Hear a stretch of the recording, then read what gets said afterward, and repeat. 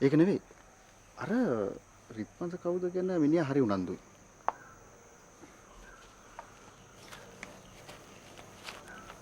ඒක නම් හරියන එකක් නෑ. රිත්ම හරි වෙනස් කෙනෙක්.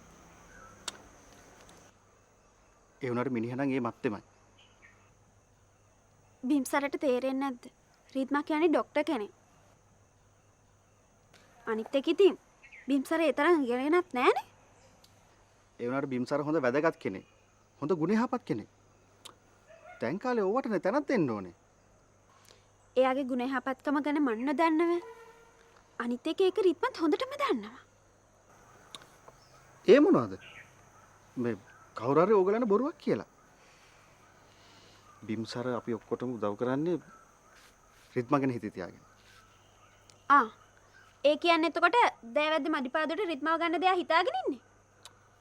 මොනවද සඳුනි මේ කතා?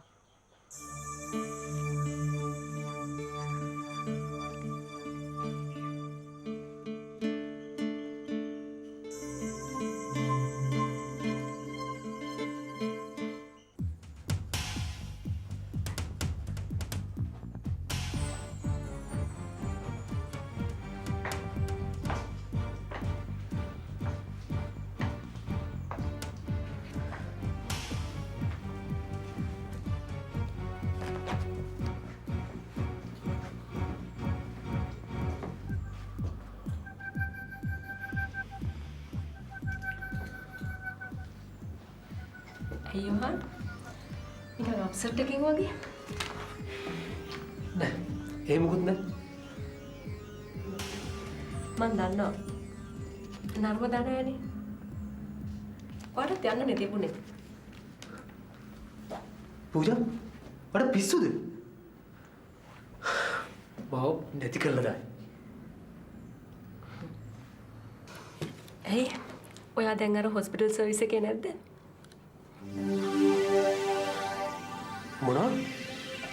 මොනවද මේ කියන්නේ? පූජා, ඔයා මේ ගැන නර්මදාටවත් කියනව නෙවෙයි. මන් දන්නවා ඔයා ඉන්නේ අපි ගැන තොරතුරු බොස්ට කියන්න කියලා. මම කවදා හරි ඔයයි නර්මදායි ගැනවත් බොස්ට කියලා තියනවද? ඒවා වෙනයි. නර්මදා මගේ යාළුවා. මම ඒක දන්නවා. අන්තිමට මේ වැඩවලින් මම තමයි හිර වෙන්නේ පූජා. නරක මිනිහ වෙන්නේ මම. නර්මදා වෙනුවෙන් මම කවදාවත් ඔයාට විරුද්ධව කිසි දෙයක් කරන්නේ නැහැ. ඒත් මම දන්නවා ඔයා මාව විශ්වාස කරන්නේ නැහැ කියලා. නෑ. මම දන්නවා ඔයා එහෙම නැති බව. අන්තිමට අපි සේරම ඉන්නේ එකම බෝට්ටුවේනේ. ඒකත් ඇත්ත. දැන් ඉතින් අපව හරිනේ. ඇත්තටම යෝහන් ඔය මොකක් හින්දාද බය වුනේ?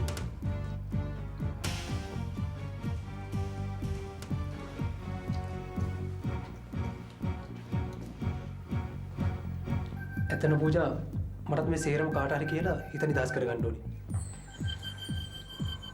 ඔයා වක්කීමක් තියෙන කෙනෙක් නිසා මම ඒක ඔයාලට කියනවා. ඇත්තටම ජයනිත්ති මම මේකට කැමති වුණේ ජයනිත්ති අපේ නංගි ගැන හොඳටම දන්නේ. එයාට මේ කිසි දෙයක් ගැන බරපතලක් නැහැ. එයාට ගැළපෙන්නේ ඉතින් ඔයා වගේ හොඳ තැම්පත් කෙනෙක් තමයි. දැන් පුතා අපිට කතා කරන්න ආයේ මොකුත් ප්‍රශ්න නැහැනේ. ආයෙ මුත් ප්‍රශ්න නෑ නේද? හැමදේම මම කතා කරලා ඉවර කරලා තියෙනවා. නැත්නම් ඉතින් මේ ගැන ආයෙ මොකුත් අහන්න කරන්න යන්න එපා. එහෙමනම් ඉතින් හොඳයි. කිසි ප්‍රශ්නයක් නැත්නම් ඉතින් අපිටත් ලේසියිනේ නේ. දැන් මේ ජයනිත්තිට හොඳටම විශ්වාසද ආයේ දින ප්‍රශ්න, කේන්දර ප්‍රශ්න, දෑවැදි ප්‍රශ්න එන එකක් නෑ කියලා. අනේ නෑ. දැන් ඉතින් මේ සේරම හරි. හැබැයි ඉතින් ප්‍රශ්නයක් තියෙනවා. ඒ මොකද පුතා? අපේ බිම්සරම් වලේ රට යන්න යනවා. ඒ යන්න කලින් කසාද බඳලා යන්න කැමතියි. මිනිහා ඉතින් තාමත් කියන්නේ රිද්ම ගැනනේ. අනේ ඉතින් ඒගොල්ලෝ ගැන නම් අපි දන්නේ නැහැ ජයනිත්ති. ඒගොල්ලෝ ඉතින් එක විදිහක් නේ.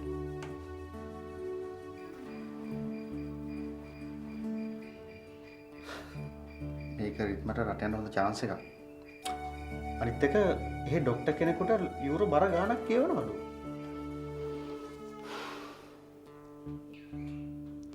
එයාට ඉතින් මෙහෙත් හොඳ පඩියක් නම් හම්බ වෙනවා ඇති. ඒ වුණත් ඉතින් පුතාගේ වචනේ අහක දාන්න බෑනේ. මං අහලා බලන්න. හොඳයි නේද එහෙනම් මං ගිහින් එන්නම්. හොඳයි. පරක් වුණොත් එහෙනම් බස් පරක්. සුසන්ත. හොඳයි.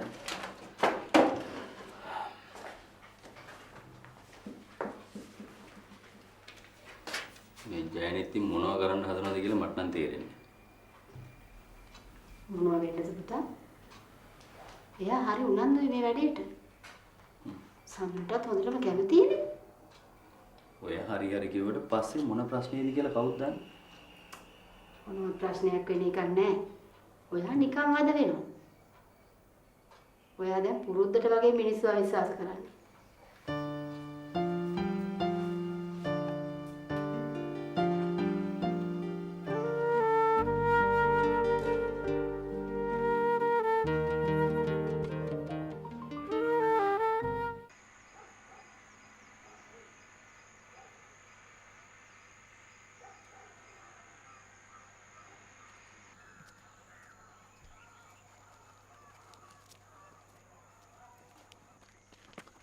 අප්පෝ මේ පොරිසාදයනේ. දැන් ඉතින් ඉවරයි.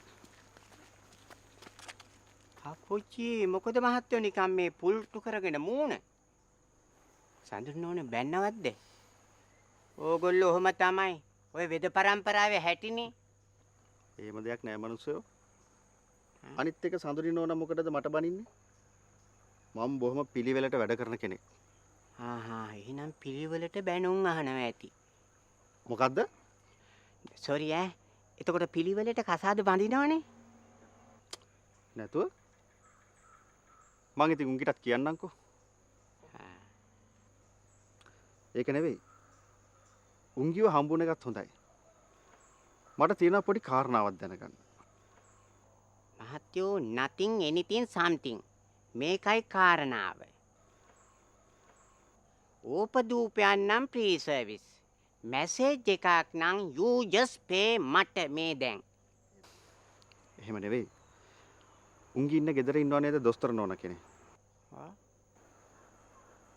එයාව බඳින්න කවුරු හරි ඉන්නවද? තාම නෑ. පිළිවෙලකට තාම කෙනෙක් නෑ. අහන්නටත් බෑනේ. ඇයි අහන්න බැරි? මොකද තියෙන ප්‍රශ්නේ? ඇයි ඉතින් පිළිවෙලකට බැනුම් අහන්න වෙනවනේ. තමුසේ මාව විහිළුවකට ගත්තද? අනේ මේ යනෝ යන්න. අපොච්චි පිළිවෙලකට කතා කරන්න ගිහිල්ලා වෙච්ච වැඩේ. Sorry sorry. පිළිවෙල.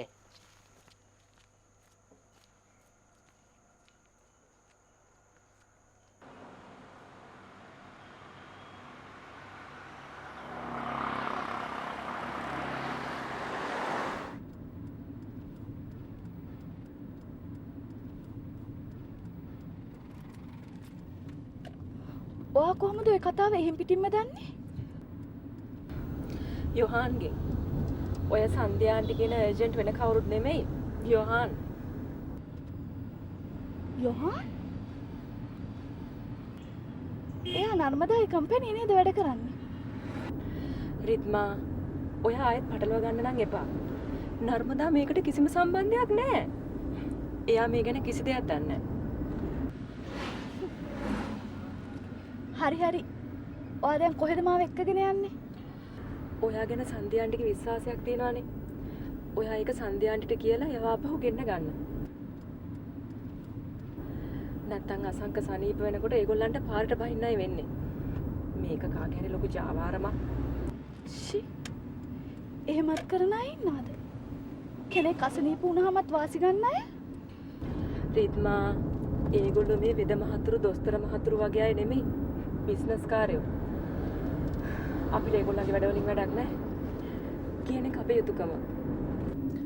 හරි. කොහොමද මන් දැන් ආන්ටිට කතා කරන්නේ? මම ඔයාට නම්බර එක අරන් දෙන්නම්. මම දැනටවත් මනෝජ්ට මේ ගැන කියලා තියෙන්නේ. ඔයත් කිව්වොත් ආන්ටි මේක විශ්වාස කරයි. ඕකේ. මං කතා කරන්නම්කෝ.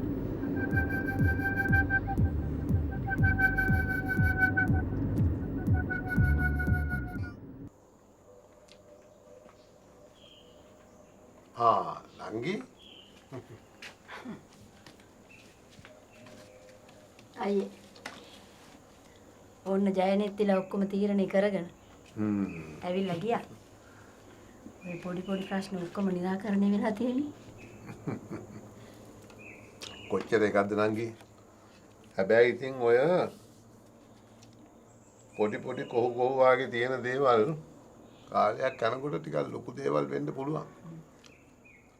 ඒකින්ද මේ දෙගොල්ලෝ කතා බස් කරගෙන ඕවා දැම්මම निराකරණය කරගන්නවා නම් හුඟක් හොඳයි.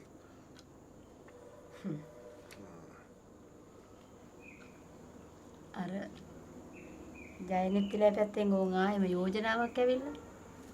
මම මේ අයියට කියන්නේ කොහොමද කිය හිටියේ. ඒ මොකද්ද නංගි? අපේ රිද්මදුව ගැන යෝජනාවක් ගෙනල්ලා අර ජයනෙත්ති ළමයාගේ මල්ලි. ඒ ළමයා පිටරට හොඳ රස්සාවක් කරන ළමෙක්. මේ දවස්වල ලංකාවට ඇවිල්ලා. ආයේ යන්නේ කසාද බැඳලාමලු. ඒ ළමයා මේ අපේ රිද්මව කොහෙදද දැකලා. මේවා ඉතින් ඒ ළමෙන්ගෙන් අහන්න එපා නංගි. දැන් ඉතින් ඒ ළමයි හොඳට ඉගෙනගෙන ලොකු මහත් වෙලා රස්සාවල් කරන උදවියනේ. හැබැයි නංගියේ මම නම් කොහොමටවත් කැමති නෑ මේ දරුවන්ව පිටරට යවන්න. ඉතින් අයියේ ගෑනු ළමයි හැමදාම ගෙදර තියාගන්නේ. ඒ ළමයා ඉතින් ওই රස්සාවට ගියා විතරයිනේ නංගි. අනිත් එක ඉතින් එයා ඉගෙන ගත්තේ ආණ්ඩුවේ සල්ලි වලින්නේ. වෙන රටක නම් ඔයගේ දෙයක් ඉගෙන ගන්න කොයිතරම් සල්ලි කන්දරාවක් යට කරන්න ඕනද? මේක ඉතින් පිනට වාගේ ඉගෙන ගත්ත දෙයක් නේ. එහෙව් එකේ ඉතින් මේ රටේ මිනිසුන්ටත් මොකක් හරි සේවයක් කරලා ඊට පස්සේ ඕන දෙයක්. හැබැයි හිතේවත් නැත් තියාගෙන බැරෙන්න නම් මම නම් ලෑස්ති නෑ. ඔය ඔක්කොම දේවල් හිත නම් අයියේ කිසිම දෙයක් කරගන්න හම්බෙන්නේ නෑ. අය අහවල් නීතියක්ද? ඔය නෑදෑකම් බැඳීම් කියන දේවල් නීති පොත්වල නෑනේ නංගි. අනේ මන් දන්නේ. මට නම් ඕවා තේරෙන්නේ නෑ. දැන් මම මොනවද මේ මිනිස්සුන්ට කියන්නේ? හොඳයි මම පොඩි පුතාගෙන් අහලා බලන්නම්. හැබැයි නංගි මට පේන විදිහට නම් ඒ ළමයාගේ හිතේ ඔයගේ දේවල් වලට තාම අදහසක් නැහැ. කොයි එකකටත් මම අහලා බලන්නම්කෝ. හොඳයි එහෙනම් අයියා අහන්නකෝ බලන්න.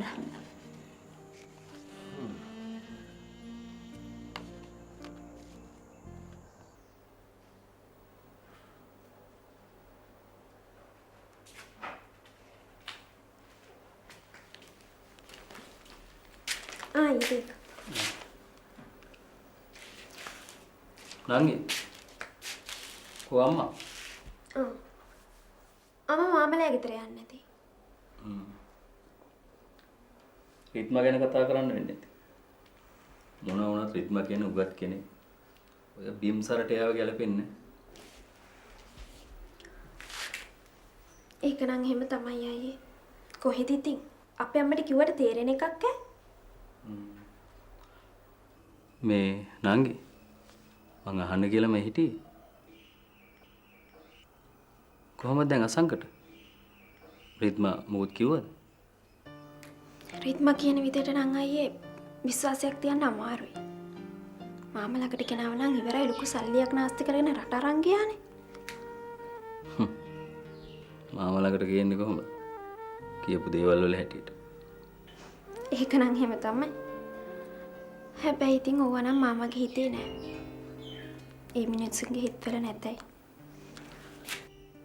නංගි මොකද දැන් පූර්ණිමා කරන්න හදන්නේ? අයියා තාමත් අක්ක ගැන හිතනව නේද? එහෙම දෙයක් නෙවෙයි නංගි. එයා මොනවා වුණත් ඉතින් අපේම කෙනෙක්නේ. හිතුවත් නැතත් මතක් වෙනවා. නෑ කන් එහෙම අමතක කරන්න බෑනේ. ඒක මන් දන්නවා අයියේ. අයියා වෙන අතක් බලාගත්තොත් මොකද?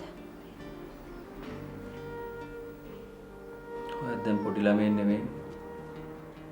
ඔයාලට යමක්කම තේරෙනවා. එහෙම කරන්න පුළුවන් නම් මම එහෙම කරලා ගොඩක් කළා.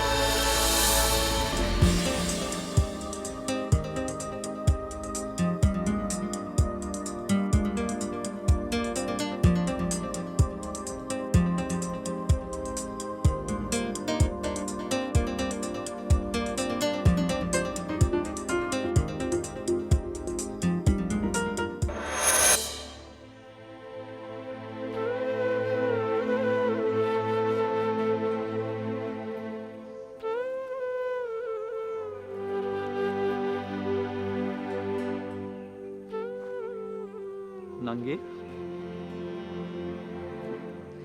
මොනවද අසංක ගැන අලුත් ආරංචි? විශේෂයක් නෑ අයියේ.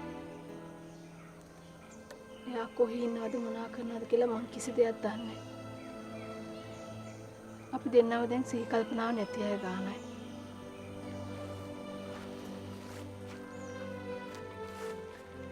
සනීප වෙලා එයි. ඒක නෙමෙයි. ළඟදී හීනෙන් එහෙම දැක්කේ නැද්ද? හීනයක්වත් පේන්නේ නෑ. මේ දවස්වල මට රැට නිින්ද යන්නේ නෑ. අනේ මන්ද පූර්ණිමා ඔහොම ගිහලා අන්තිමට ඔයත් ලෙඩ වෙයි. ඔහොම හිත හිත ඉන්න ගියාම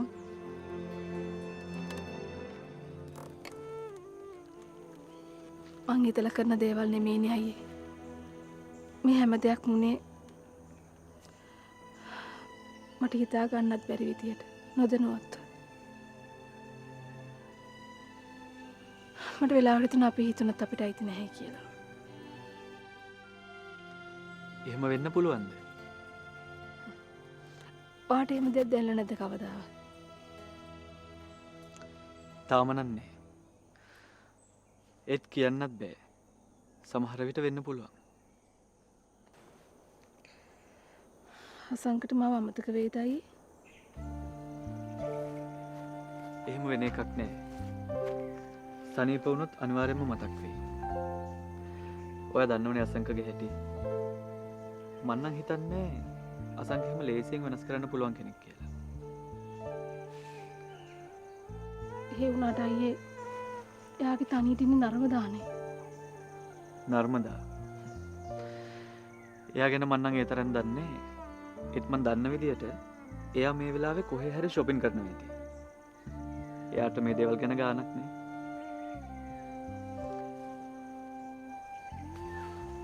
අසංක ඉක්මනට සනීප වෙලා ඉනවනම් කොච්චර හොඳද?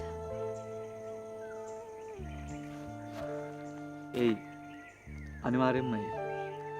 ඔයා එහෙම හිතනව නම් ඒක අනිවාර්යෙන්ම වෙනවා. මොකද මම දන්නවා ඔයා එහෙම හිතන්නේ අවංකවම කියලා.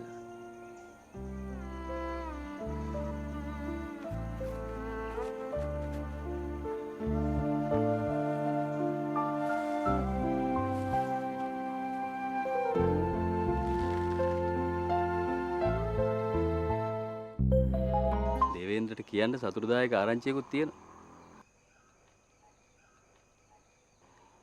සඳුනේ කසාදේ තීන්දුව. අපි මේ මගුල් කියන්නේ එහෙට එන්න කියලා හිටියේ.